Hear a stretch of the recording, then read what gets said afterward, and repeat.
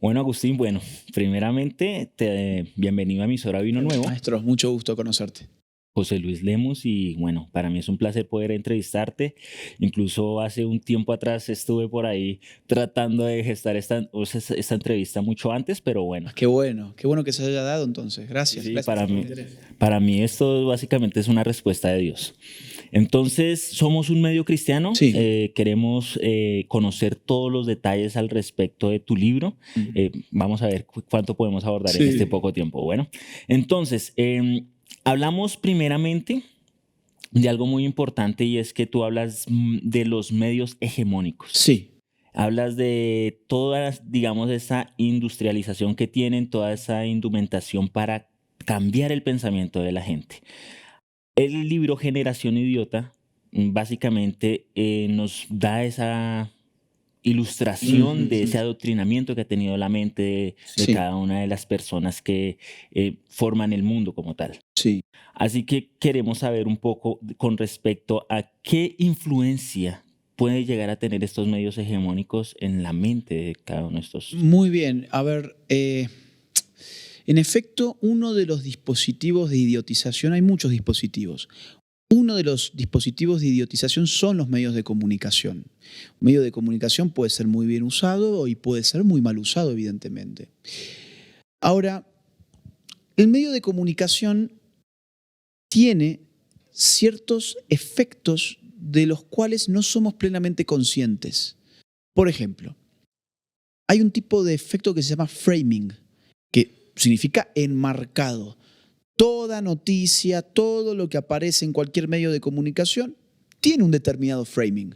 Tengo que elegir las palabras, elegir los ángulos, titular una nota, abrir un micrófono, cerrar otro micrófono, filmar esto pero no aquello.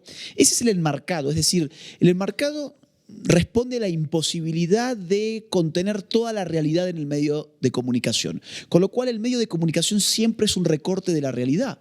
Ahora, ese recorte puede ser intelectualmente honesto o puede ser tendencioso y perjudicial.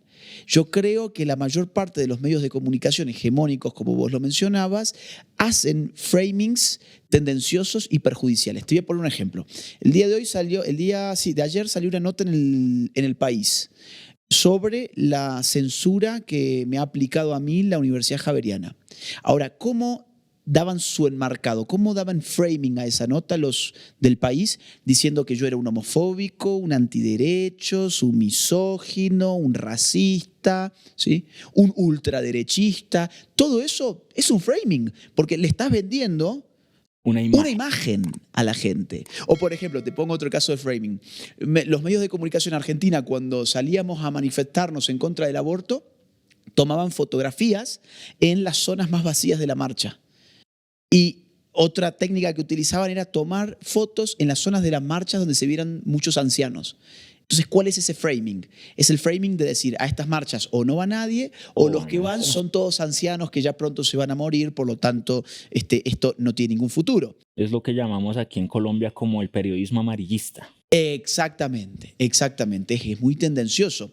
Otro tipo de efecto de los medios de comunicación es lo que se llama, por ejemplo, la agenda setting, que es, o que en español le podemos decir, establecimiento de agenda. Los medios de comunicación tienen la posibilidad de establecer cuáles son los temas de los que nosotros hablamos. Hay una gran discusión si los medios de comunicación tienen tanta fuerza como para meternos en la cabeza ideas, pero sin lugar a dudas tienen tanta fuerza como para decirnos de qué tenemos que hablar en cada momento. Son los medios de comunicación los que establecen los temas del día. Entonces, ¿de qué terminamos hablando? De lo que los medios de comunicación nos impulsan a hablar. Si de un día para otro, y ahora te voy a poner un ejemplo, vamos a hacer eso, vamos a fijar conceptos y vamos a bajar con ejemplos. Por ejemplo, en México. En México por año se mueren algo así como 3.000 mujeres de hambre por año, ¿sí? 3.000 mujeres se mueren por hambre en México por año. Ahora, eso no está en la agenda pública de los medios. Nadie menciona eso en los medios de comunicación. ¿Qué sí te menciona el medio de comunicación? El aborto. Hay que salvar a la mujer legalizando el aborto. Por lo tanto, todos terminamos hablando de aborto. O, por ejemplo, cáncer de mama en cualquiera de nuestros países crece. crece la muerte por cáncer de mama y crece además los problemas de cáncer de mama, de ovarios y de útero. Pero ese no es un punto que esté en los medios. Todo lo que está en el medio es la lucha contra el patriarcado, El ¿no? feminicidio. El feminismo, claro, todo eso. Entonces, al final del día, los medios tienen un gran poder, que es nada más y nada menos que decirte de qué tenés que hablar. Y eso creo que se gesta mucho también a base de lo siguiente, y es que las personas en las últimas décadas han dejado la pasión por la lectura. Creo que son adoctrinados precisamente por los medios. Hablas también de la digitalización. Sí. Y esta digitalización está haciendo que las personas consuman un contenido Sí, inmediato. Rápido, voraz, incluso que no saben si es real o no. Sí. Entonces, en ese orden de ideas, ¿cómo está influyendo precisamente la carencia de la comprensión lectora y del entorno? Porque a veces no comprendemos tampoco el entorno. Exactamente. A ver, yo creo que está impactando terriblemente. La gente, por ejemplo, tiene cada vez menos vocabulario. Y vos me dirás, ay, pero qué elitista, este tipo quiere que se extienda el vocabulario. Es que ¿sabés cuál es el problema? Que el vocabulario es el límite de mi mundo. O sea, tener un vocabulario muy limitado es tener un pensamiento muy limitado, porque pensamos con palabras. Hay mucha gente que dice, ay, pero qué, no sé, qué rimbombante, qué rebuscado que hayas usado tal o cual palabra. No, es que es la palabra que había que usar porque es la palabra que te permite pensar eso. Vos recién usaste la palabra hegemonía y esa era una palabra concreta, muy precisa para lo que vos querías decir. Y claro, va a haber mucha gente que va a decir, bueno, es que vos podés pensar, para poder armar esa pregunta, tuviste que disponer de la palabra hegemonía. Entonces, ¿qué generan las redes sociales? Primero que nada, en las redes sociales prácticamente no hay texto. Lo que importa es la imagen. Lo que importa es el bailecito de TikTok, el perrito, el gatito, el plato de comida. Cuando hay texto no es más que un par de caracteres, un puñadito de caracteres, porque cuando hay texto largo eso nadie lo lee. Entonces, aburre. Entonces, ¿qué voy a tener que ponerme? Ya de hecho, por ejemplo, saben muy bien los medios de comunicación que la gente solo lee los titulares. El otro día, ya que hablábamos recién de los medios, lo vamos a conectar con esto también. El otro día Infobae en México tituló algo así como Trump anuncia que de ganar la presidencia en 2024 le declarará la guerra a México. Y vos decís, pero a ver, ¿qué pasó? Claro, cuando lees la letra chica, cuando lees el contenido efectivo de la nota, lo que te dice en la nota es que Trump dijo que le iba a declarar la guerra al narcotráfico. Pero el titular era, le va a declarar la guerra a México. ¿Y por qué? Porque saben muy bien los editores que prácticamente todas las personas solamente leen un titular y no leen el contenido. Entonces, ¿qué está generando la red social? ¿Qué está generando la lógica digital? Una profunda idiotización. Y yo soy un reivindicador de los libros. Yo creo que en el libro hay un proceso intelectual que no lo suplís con nada.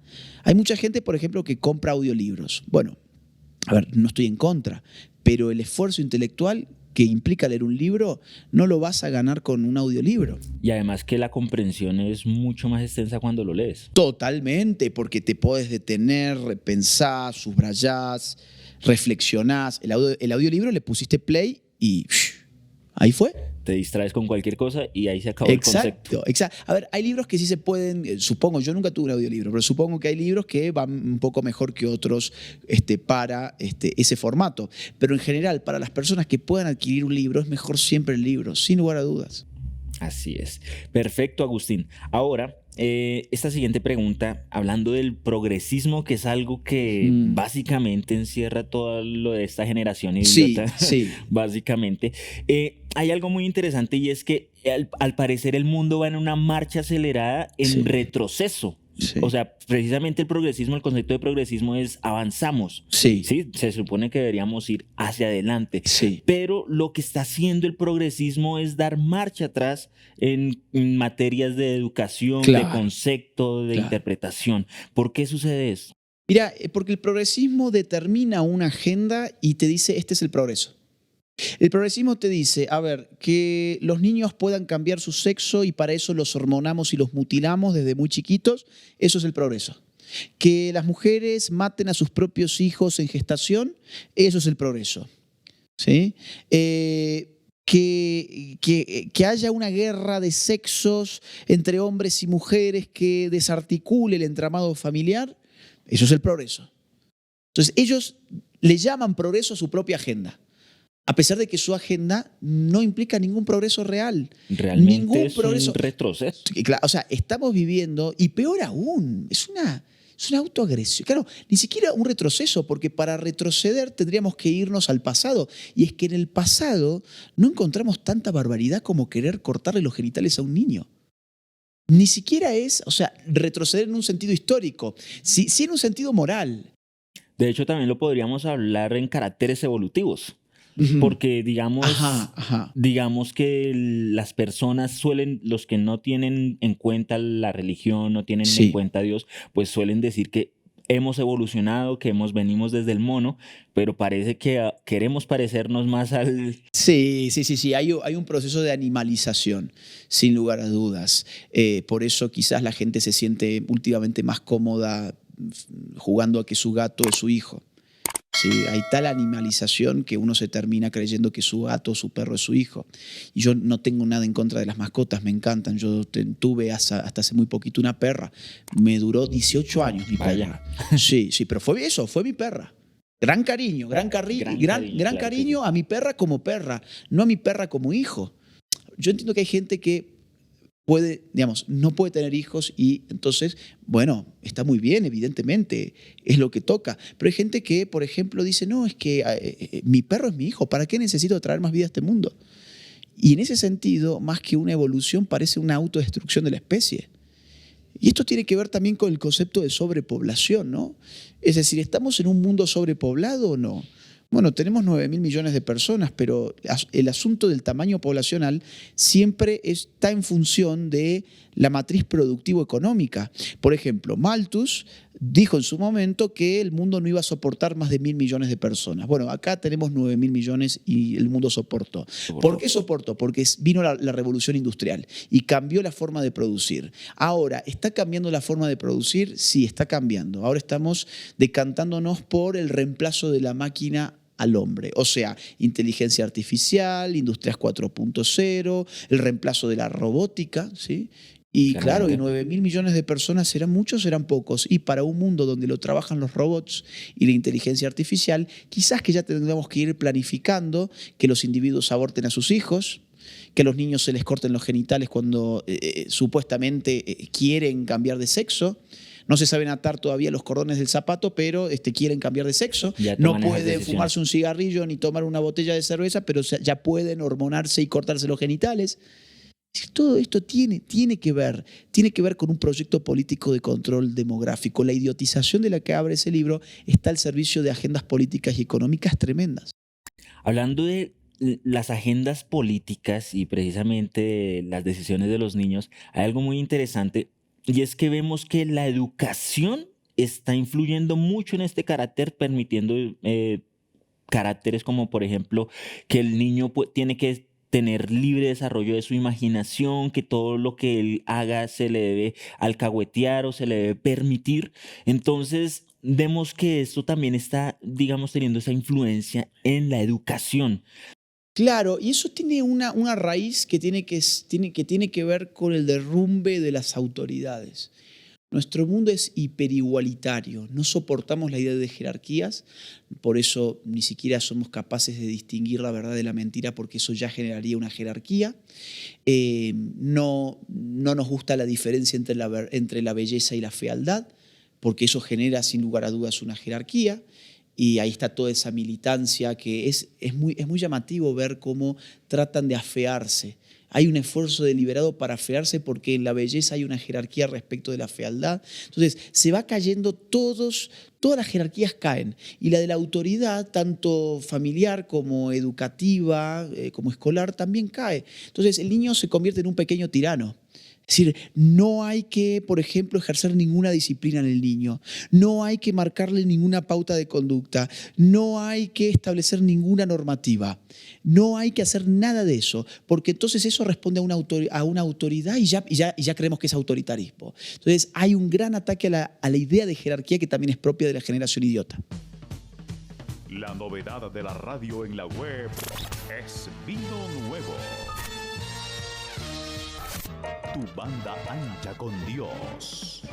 Agustín, continuamos. Paradójicamente, la generación, hablando del tiempo y de edades en específico, Sí. la generación con mayor acceso a la comunicación, a la información y al conocimiento, está resultando ser la que menos comprende, asimila y retiene. Totalmente. Por el contrario, crea falsas verdades, a base de esto crea falsas verdades y termina como creando falsos datos. ¿En qué está influyendo esta carencia de comprensión lectora? Bueno, está influyendo en que poder contrastar los datos implica un esfuerzo y implica tiempo. Es decir, si yo quiero constatar dónde está la verdad, pues yo voy a tener que darle tiempo a eso. La verdad no está en un tweet. La verdad no está en un TikTok, la verdad no está en un reel. Para poder llegar a la verdad, pues yo tengo que hacer todo un esfuerzo de tiempo y no hay nada que asquee más hoy que la idea de dar tu tiempo. Entonces, esa generación que supuestamente se comunica más que nunca, pero comprende más que nunca, es porque hay que preguntarse qué es lo que comunica. ¿Qué es lo que comunica? ¿Un baile? ¿Qué es lo que comunica? ¿Una foto de un plato de comida? No, es que en serio, digamos, la pregunta es esa, ¿qué está comunicando? Lo último que comunica es texto. Entonces, ¿cómo va a comprender después el texto? Si no comunica con texto. Todo lo que se comunica son reels, son tonteras, la fotito. Es imagen, no es texto. Entonces, evidentemente después, cuando se enfrentan a un texto, leen 2 párrafos de un texto y ya se marearon. Ya no pueden con eso, ya sienten que no es lo suyo. Exactamente, se agotan intelectualmente y no pueden comprenderlo. El otro día, incluso no solamente un texto, un diálogo, porque el diálogo también es con palabras. Entonces, por ejemplo, el otro día estaba charlando con una amiga mía que es psicóloga y tiene muchos años de experiencia, y ella me contaba, hace una década, nosotros los psicólogos hacíamos un test para adolescentes, donde les hacíamos 50 preguntas y las contestaban en 1 hora, porque eran preguntas muy simples. Por ejemplo, no sé, ¿cuál es tu recuerdo más vívido? ¿Qué querías hacer cuando eras chico? ¿Qué te gusta hacer en el tiempo libre? Bueno, así 50 preguntas en 1 hora de sesión se te va. Listo, muy bien, se responden. Dice, hoy no me alcanzan las sesiones para poder hacer las 50 preguntas. No las pueden responder. Preguntas tan simples como ¿cuál es tu recuerdo más vívido? No sé. ¿Qué querías hacer cuando eras chico? No sé. ¿Cuáles son tus proyectos? No sé. No sé. No pueden comunicar. Y en el fondo es porque no tienen palabras. Y volvemos a lo anterior, no tienen palabras. Tienen imágenes. Y la imagen es una forma pobre de la comunicación. Y están atrapados básicamente en la digitalización, como bien lo Claro, exactamente. Y el mundo digital es sobre todo un mundo de imágenes. claramente. Ahora, como iglesia, se nos acusa de creer en fantasías refiriéndonos a Dios, claramente, ¿no? Entonces, pues muchos dicen que eso son fantasías, que son cosas no razonables, que carecen de razón. Pero presentemente la generación del, digamos, el sentimentalismo, de la autopercepción, Claro.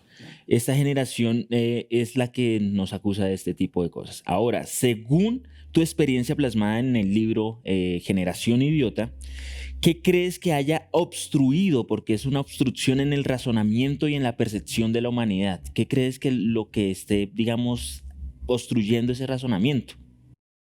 Al final del día, la apertura al mundo. O sea, no hay una apertura al mundo, por lo tanto no puede haber una reflexión moral, no puede haber reflexión política, no puede haber una reflexión teológica. Digo, es decir, creen en fantasmas, bueno, sí, pero hay siglos de discusiones teológicas muy profundas que ninguno de esos podría ni siquiera tratar de leer, porque no podrían sencillamente. De hecho, Mándalos a leer a Tomás de Aquino. Las 5 vías con las cuales Aquino trata de demostrar la existencia de Dios a partir de la razón. Bueno, que esa generación que te dice eso vaya a refutar a Tomás de Aquino. Para refutar a Tomás de Aquino vas a necesitar un aparato intelectual seguramente muy importante.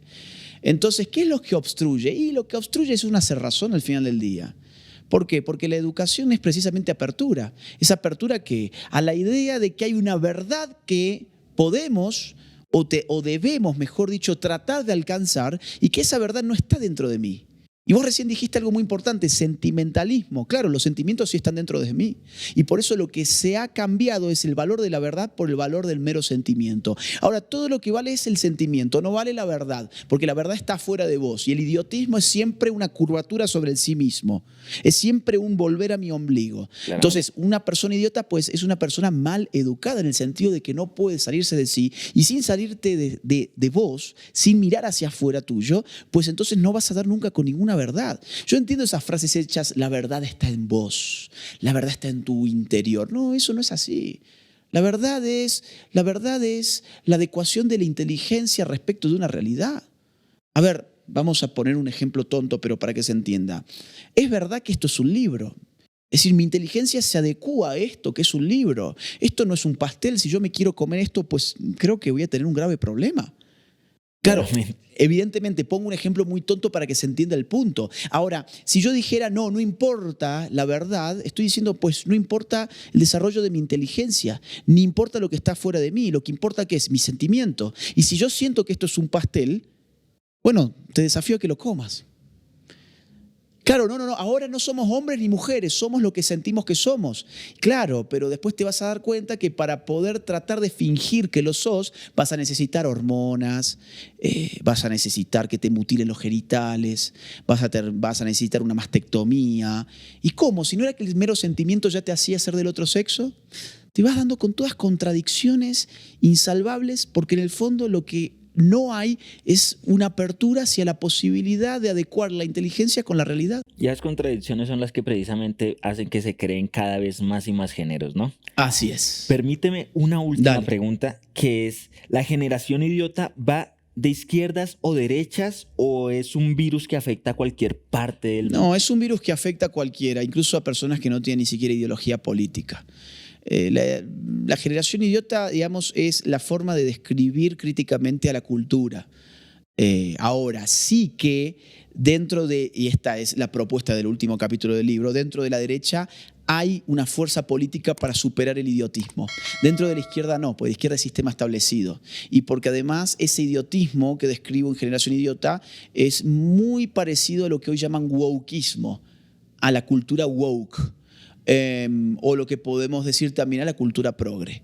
Entonces, yo creo que el idiotismo no tiene ideologías, pero sí que es mucho más propenso que un idiota termine siendo de izquierdas que de derechas. Y sí creo también que en la derecha hay principios de rebelión frente a la idiotización del mundo. Muchas gracias, Agustín. Y bueno, por último, invita a todos nuestros oyentes a que compren y adquieran este libro. Sí. Los invito, miren, no solamente a que lo compren, sino sobre todo a que lo lean. Hay gente que compra libros pero después no los lee, yo no sé ni para qué los compran. Entonces, lean el libro, anímense a leerlo, a difundirlo, a militarlo, a sacarle una foto y ahí sí, eso es un buen uso de una red social, mostrar lo que uno lee. No lo que uno come, sí, ¿qué importa lo que comes? Lo que comes, después ya sabes por dónde sale. Claramente. ¿Sí? Ahora, lo que lees, sabes dónde se queda. Entonces, mucho más importante, mira, estoy leyendo esto, me gustó este libro, hago un comentario sobre el libro, lo regalo a mi primo que cumple años, a mi tío que no sé qué, ¿no? O sea, ayúdenme a difundir el libro porque este libro en definitiva es una herramienta de lucha. Así que bueno, y si esto sale antes del domingo 30 de abril, sepan que ese domingo 30 de abril a las 11 de la mañana voy a estar dando una conferencia sobre este libro en la Filbo, en Corferias. Y que va a haber mucha gente, por lo tanto, si quieren ir, y ojalá así sea, vengan más temprano para poder hacer la fila, ¿bien? Porque hay 750 lugares y eso es muy probable que se llene. Así que ahí está la invitación, anímense a leer Generación Idiota y, si les gustó, a recomendarlo también. Muchas gracias. A vos, muchas gracias, maestro. Gracias. Muy amable, encantado. Agustín. Igualmente. La novedad de la radio en la web es Vino Nuevo. Tu banda ancha con Dios.